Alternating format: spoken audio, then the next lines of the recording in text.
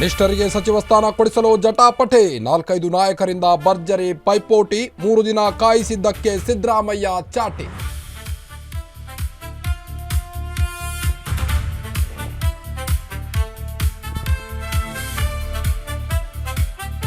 ಸೋಮವಾರವೇ ಸಂಪುಟ ವಿಸ್ತರಣೆ, ಜೊತೆಗೆ ಆಗುತ್ತಾ ಖಾತೆ ಬದಲಾವಣೆ, ಸಾಹುಕಾರ್ಗೆ ಬೇರೆ ಸ್ಥಾನ ನೀಡಲು ಚಿಂತನೆ.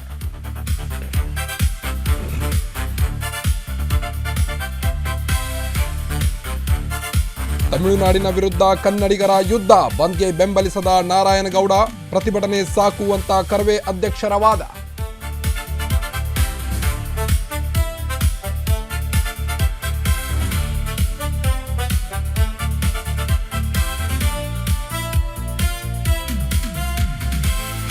ಇಂದು ಮೈಸೂರಿಗೆ ಮೋದಿ ಆಗಮನ, ಡ್ರೋನ್ ಹಾರಾಟಕ್ಕೆ ಬ್ರೇಕ್ ಹಾಕಲು ತೀರ್ಮಾನ, ಹೆಜ್ಜೆ ಹೆಜ್ಜೆಗೂ ಪಹರೆ ಕಾಯುತ್ತಿದೆ ಕಾಕಿ ಗಣ.